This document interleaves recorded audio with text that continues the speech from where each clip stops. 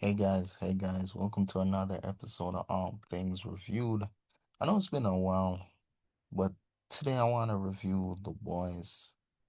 I think it was a good finale. The season was kind of all over the place, but overall I thought the finale was good. I thought it closed a lot of chapters. I heard people saying I heard people saying that the writer forgot he was writing a finale until the last episode. But I think it was pretty good. I'm wondering why people said it was terrible. Let's see. Let's go with terrible. This one's the first one. So let's see. I was one of those people riding the cope train, hoping the finale would somehow be good and satisfactory, while only being just over an hour. I was wrong. They just had too much to do in too little time. The promotional art for the season had Homelander flying in space while bombs were going off on Earth, and Butcher walking up to the White House with Homelander and an army of soups Oh waiting on the other yeah, I side, forgot which, that. yes, I know is inspired by the comics. But all this talk of scorched Earth and the most epic final fight of all time, and all we got was a 5-minute fight inside one small room. Oh yeah, it And on was a top of five that, minutes Homelander, fight, who in but season that 3 was was in able the to fight comic. off and get away from Butcher, Soldier Boy, and Huey, who were all soups at the time, was somehow getting worked by and couldn't get away from Ryan and Butcher. There's just so much wrong with this final episode and this final fight that, of course, I had to make a I video on never it, so thought let's of get into that. this. Good Remember the point. Gen V characters, and Marie especially, who's apparently this Odessa project just like Homelander and was hyped up to be on a similar level to him and could be used to stop him? Yeah, well, Hmm. she and the rest of the Gen V gang were literally nowhere to be seen for most of the season. Then, at the Yeah, end of that episode was 7, bad. Starlight finally asked for their That was bad. Yeah, Starlight just asked for their help to get away. help. What do you want? Your help. Alright, finally, Gen V's gonna help take down Homelander. Oh, fuck me, I guess not. Yeah, They they instead did get to good drive a group of editing, and randoms this to is a safety good for the entire episode instead. big Mind you, thoughts. Marie can If you heal follow people, this bring guy, people this back is from the pretty dead. good She could editing. have saved Frenchie, saved Butcher, saved Terror, brought I don't know if she could bring back Frenchie from the dead though. It was too long. A-Train back. She's way too useful, A-Train, yeah, she could have, right? Could she bring back A-Train? which is why they I never don't know. involved her. We also learned that Kamiko has Soldier Boy's chest blast, and that's what we'll resort to. Hmm. Same as Yeah, there were so many directions the writer could have taken this. season 3, when the whole season was spent trying to stop Homelander with Soldier Boy's chest blast, which was the same season the show probably should have ended. I loved her more. Yeah, that's true. Because we came back to the chest blast. Yeah, maybe they should have done Mary then. Who This is knows? what she would want. Are you serious? Now, let's get into the main fight. After sneaking into the tunnels under the White House and getting past the suit-proof sentry room, He brought the crew from the comic. He brought back the dog as well. I think he was trying to give the comic book reader something that they'll like and then also give it a good ending. But it sucks that Gen Z got canceled. But I guess since Gen Z was getting canceled, he had to write them with the help out. of Ashley, the group enters the White House and finds the Deep. Starlight tackles the Deep, flies him 100 miles away, and slams him into a beach. Yes, a beach. Starlight Yeah, that was kind of weird. I didn't even know Starlight was that powerful to fly someone that far away. has no idea that every sea creature wants to kill the Deep, so as far as she knows, she just dropped him where the Deep could be his most powerful. He can't fly, so why doesn't Starlight Yeah, she dropped him where he could be the most powerful. Yeah, that's true. I mean, this guy's doing a good review. I didn't even think of that. just fly him far away, drop him anywhere, and just fly back to help the rest of the group? Don't you want to be free of it? Of him? Oh, right, because we need to try and reform the Deep, right by a beach. You could have just flew him like a couple blocks away, dropped him in the street, and had this conversation where you have a bunch of electricity around you. But the show needs the Deep to die by some fish. So Starlight blasts him into That's the water, and the Deep, Lord of the Seven Seas, the one who swam to the bottom of the ocean in season 1 and figured out that Homelander lasered that plane down. And he's more than likely bulletproof, as most of the top heroes are, and he was able to eat a 45-pound plate to the face from Starlight, who's also able to punch through brick walls. Yet he's somehow packed up by an octopus. But you know what? Durability's not the issue here, because maybe the octopus went up his cheeks. The problem is, the motherfucker swims yeah, slower she than me. did, she You're did. telling me he swims like this, and yet he can swim to the bottom of the ocean? There's scenes in season 1 that imply that he's a fast swimmer. But whatever, this isn't that big of a deal. The boys get split up, and Huey and MM are able to take Yeah, the Deep. I was over the Deep. the O-Father with, well, I don't think I need to say it, but if you watch the episode, you know what it was. And while Homelander is live on every device in America telling everyone that if they don't believe he's God, he'll kill them, Butcher and Kamiko roll up. Everybody who thought Homelander would fly across multiple cities lasering people dead like this show has been hinting at for years, yeah, get fucked. That's not happening. Most that happens is Homelander tells everybody he's gonna do it. Now, a couple things I want to point out. Number 1, Homelander was told Kamiko has Soldier Boy's blast by Frenchie and now by Butcher, so he knows he should take her out first. Number 2, he has no significant upgrade or downgrade after taking V1. Don't know why people think he got this massive power boost. Maybe because he withstood that uranium better this time around, but Frenchie wasn't doing too bad either. So I'm assuming this just wasn't as potent as the one from earlier.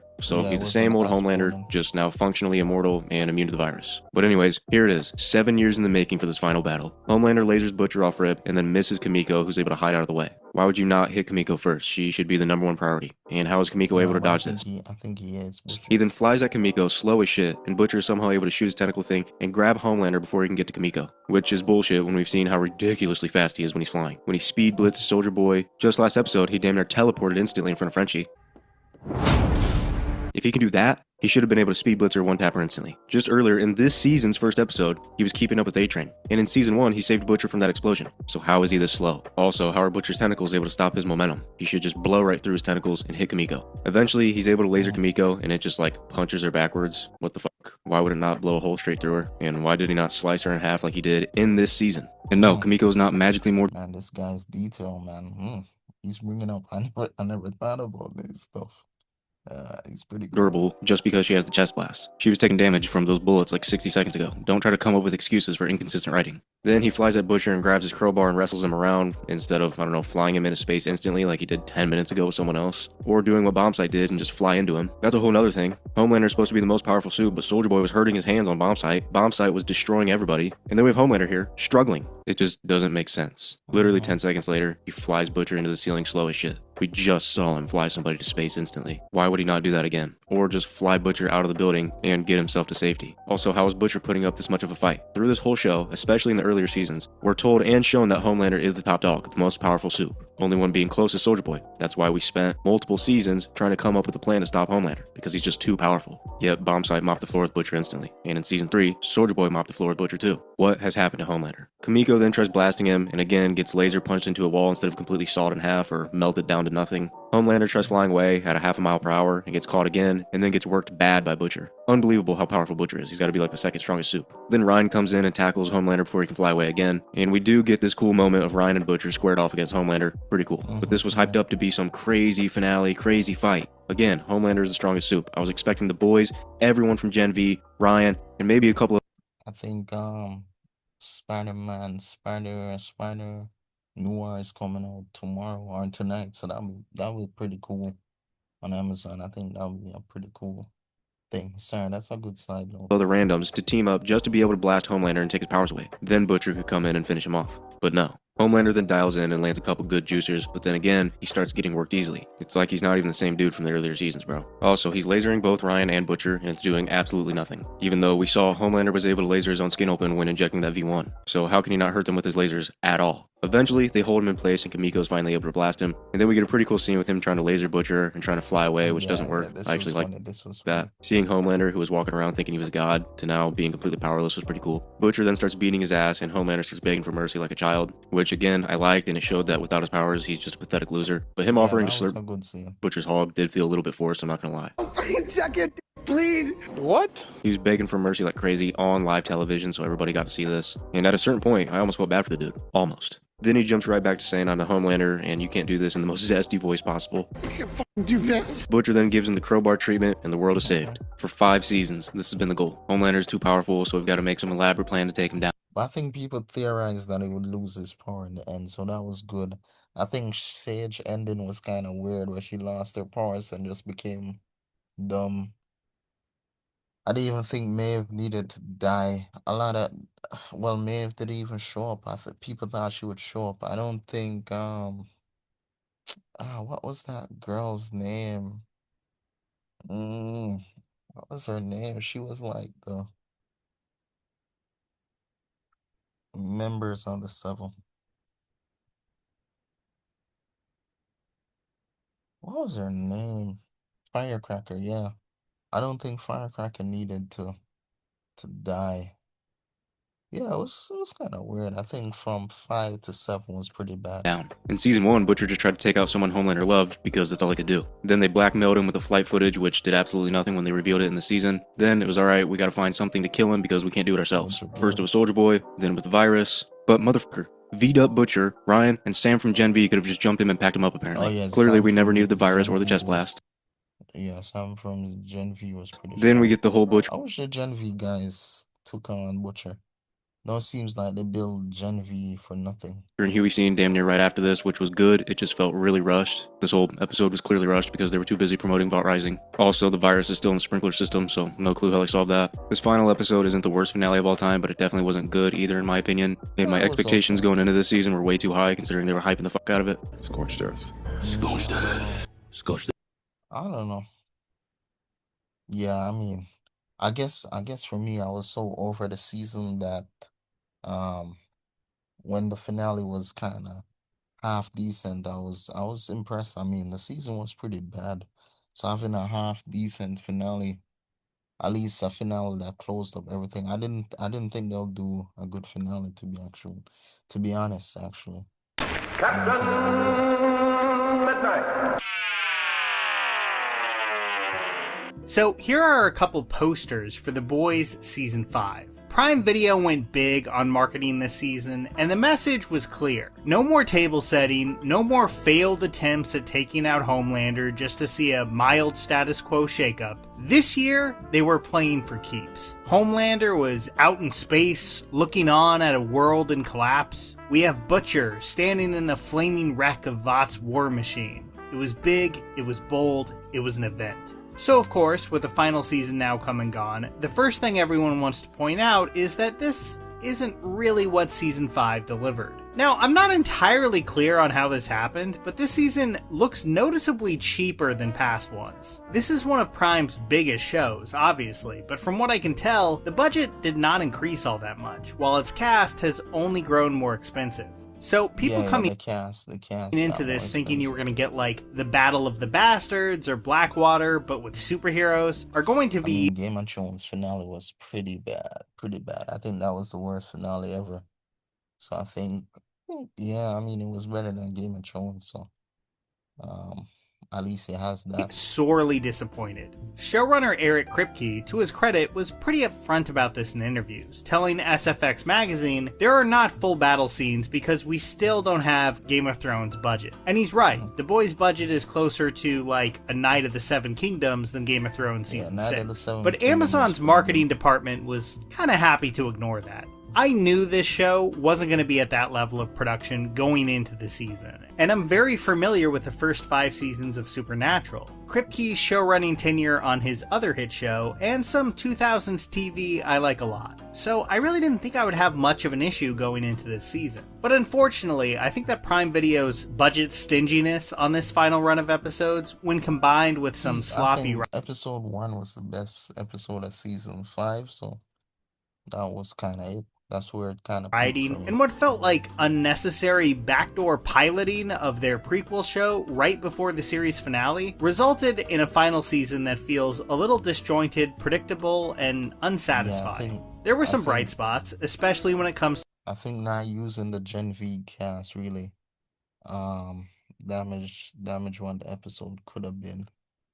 Right? to the actors, which remains the show's best asset. But yeah, this final season Homelander was pretty good as an actor all 5 seasons. Billy Butcher too as well. I really don't think it gets back to the level of quality that the show was absolutely capable of in those The biggest thing is they didn't use the Gen V character as well. early years. And that's what I want to get into this week. So, I will start this off with a compliment. I think episode to episode, The Boys Season 5 is probably stronger than Season 4. A lot of that is just, I really did not like Season 4. I do think it set up its finale well, though. Yeah, season 4 was pretty bad. I think around season 3 it started going downhill. This idea of Homelander becoming the president of the United States in all but name, and rounding up Starlight's supporters. Both were exciting concepts going into the final year. What would Homelander do with all that power? Well, the answer was, more or less, what he's always done. Stomp around his domain and be demeaning and scary to everyone while trying as hard as he can to maintain and build his public image. I think it would have been interesting to see a Homelander that no longer has to worry about that public image, and is just completely unleashed. At the same time, though, this need for public adoration is at the very core of who he is, and they did make an attempt at evolving that here by having Homelander take it to the next level. Having complete control of the media and government narrative aren't enough for him. Having an army of supporters isn't enough for him. I liked the little details of Homelander noticing how terrified the TV crew is when they have to deal with him. He understands on some level that this love isn't real. The more people get to know him,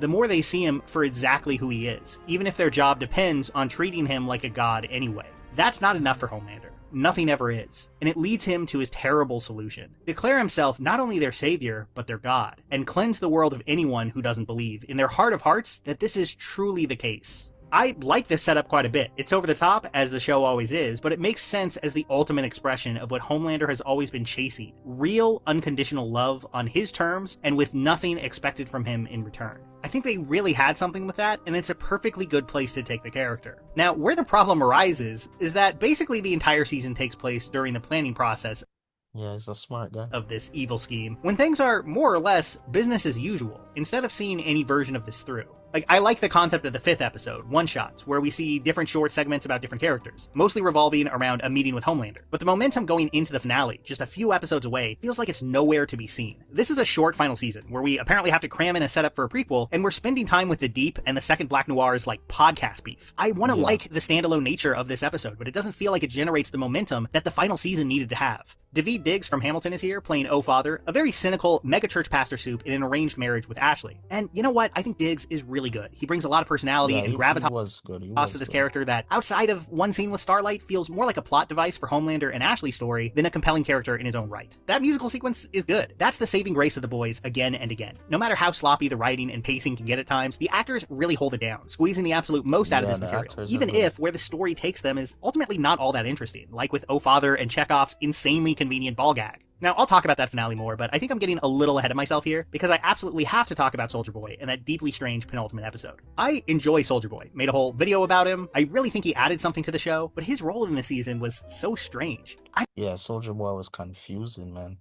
I didn't know which side he I don't was want to on. keep bringing up the prequel and ascribing every choice here as like a cynical ad for that show, but they've made it hard to not reach that conclusion with how they've wrapped up this story. That's not to say there's nothing of value here. The idea of Homelander being so thoroughly hated and emotionally rejected by both his father and his son before he finally snaps and makes a violent threat to the world that they better love him is a perfectly good one. But the Soldier Boy storyline, which sees him giving the gift of literal immortality to a man he despises because it's what Stormfront would have wanted, feels paper thin. Yeah, I'll roll with right. the idea that her and Soldier Boy were deeply in love, I guess, but the fact that he sees this awful video of the state that she was in near the end of her life and immediately accepts Homelander's explanation for it, despite the fact that, again, he hates this guy and And then Sage plans were so wrong. I'm like, oh. has zero respect for him, just does not ring true at all. You just have to is capable of a lot more sentimentality than we've ever seen from him. Now, this kind of breaks Sister Sage's brain, and you know what? She's right. It makes no sense with his character. And both this choice and his decision to try to skip town before Homelander just boxes him up Well, I guess that makes sense that it broke Sister Sage's brain because she thought she could predict people. once again, is where the writing in this season shows its seams the most. Soldier Boy's choices here feel almost completely arbitrary, serving the convoluted machinations of what the writers need him to do to tell their story, and maybe to promote his future show, not anything that feels organic to the character that's already been established. It's a disappointing end for one of the show's breakout stars, and it left a really bad taste in my mouth. And speaking of Sister Sage, what was this? Okay, so we get the reveal of her grand master plan, to end the world and be alone with her books in a bunker. So I guess her ultimate dream was to be Henry Bemis from The Twilight Zone, but like on purpose? There was time now.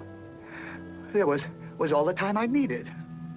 It's not fair. I will admit, I am very far from the smartest person in the world, and I am probably incapable of putting myself in their headspace, but that's the plan? That's what this has all been leading up to for her? Becoming one of the most evil people in human history and playing 8-dimensional socio-political chess for the sole purpose Yeah, I think she just hated of chilling out in a movies. bunker and reading through the books of a now dead civilization? That just reads as really half-assed to me. Maybe they could have built up to that motivation feeling right this season if they had gone out of their way to paint her as a antisocial and really, really nihilistic person. And I mean, sure, I guess she approaches every horrible thing she does with a sense of gallows humor and detached irony, but that's also like 85% of the characters on the show. It feels tacked on, and once again, it seems like the character serving the plot machinations and not the plot serving the character. Unlike Soldier Boy, I don't think the writers ever had a handle on Sister Sage, just a total whiff of a character written off with a Universal Studios gag after she had served her undercooked narrative purpose. Let's get into that finale. The fall of Homelander, after so much buildup, was just kind of easy. In terms of plans that the boys have concocted to get at the big guy, this was probably the simplest, and with a little help from Ashley, it just works like a charm. O-Father and the Deep are dealt with quickly, with the Deep at least getting a death that's kind of fun if you don't think about it for too long. And then we finally get there, the big confrontation. Tapping into his supernatural roots, Eric Kripke gives us stakes that couldn't possibly be higher, with Homelander being on the edge of maybe massacring more than half of the human beings on Earth, but it all really comes down to a few people having a conversation and a fist fight in a room. Now, I'm sure a lot of you saw that as hugely disappointing already, but I was very willing to go with it if that scene truly delivers. And I think on a performance front, it absolutely does. I love how Homelander's body language and voice changes after he realizes he's been stripped of his powers. In a split second, going from a potential atom bomb in every room he's in to a sad little man that's clearly in way over his head. The actual scene itself is not all that impressive though. I don't like to be the guy that's really like nitpicking superhero fight scenes. I think it gets boring kind of quickly. But come on, we have seen the speed and strength of Homelander's powers over and over again on this show. I guess he must have been having an off day here because he's pretty easily subdued and shows none of that crashing a plane with one blast of his eyes energy that he's had in the past. Still, this idea of a depowered Homelander is the most memorable thing about this finale, and I kind of wish they had spent more time on it. Butcher takes that was pretty cool, but I don't think there was much time to spend on it. I mean, once he's depowered, you just gotta kill him. him out like 40 minutes, give or take, into this episode, making that whole sequence seem a little more rushed than it really should have. And it gives way to a final confrontation between Huey and Butcher that, I'm sorry, Yeah, this was pretty cool. I think I liked how they wrapped up Billy, and Butcher, and then Huey and Billy. just absolutely needed to be Butcher, sorry. So Butcher and Homelander, and then Huey and Butcher. an episode of its own if they were going to make this work at all. The lengths that Butcher is willing to go to end all soups has always No, I got that. That made sense. been a tension simmering in the background of the show. And to try to wrap that up in a neat bow in like 20 minutes, that doesn't work. It feels like the show going through the motions as fast as possible, giving us this moment where Huey just finally has to shoot him. And despite the score That made sense to really me. trying its best, this just doesn't land with the emotional gut punch that the scene Oh, no, needed. but you I think got this it, one man. season finale needed to be 2 or 3 episodes to really work. And I get that this is a short season, but I don't know, maybe we carve out that whole subplot about the gang fighting off elderly soups who Rocket fight with their Tomato. balls, or basically everything to do with Soldier Boy in season 5. It's a season that felt like it was really in no rush for most of its run, only to have to cram so much into these 60 minutes. Yeah, I just yeah. don't get it. On top of that, it has to hit the expected beats of a finale. I enjoyed Ashley's ending as a completely failed president. I was happy with Kamiko's emotional send-off, and I guess Starlight and Huey getting their happy ending was nice, but there was no Yeah, reason that all was this stuff nice. had so little room to breathe. Also, side note, was Huey having this deep love of electronic stores always this important, and I'm just completely forgetting? Like, I get he worked there in the first episode, and writers love to bring things full circle, but I never got the impression he was, like, deeply attached to that job. yeah. I thought it was just, And a 97 job, on like, Rotten not Tomatoes that score. important. I don't know, I thought it was strange. In the end, I think there's things to like about The Boys that's season 5. kinda It weird. wasn't the worst watch out there, but it feels sloppy and poorly planned out 67. in the same way that season Oh, 4 did. yeah, I'm yeah. not that disappointed that it wasn't some massive War of the Superheroes epic, because that's never what I expected it to be. But even on its own terms, on this smaller scale that it set out for itself, it just doesn't stick the landing. I think there's a lot about this show that I'll look back on fondly. Character moments, fun or gruesome scenes, and great performances. But as it went along, it was never able to cohere into a show that was more than a collection of memorable moments. Now, that's not nothing, but it's pretty far from what its potential felt like back in season 1. I think one thing Breaking Bad and Better Call Saul make crystal clear is that running a TV show is tough. That's exactly what I'm exploring in the latest episode of my new series, Showrunners, all about Alright, so yeah, that's kind of The Boys review for me. Alright, guys. Subscribe.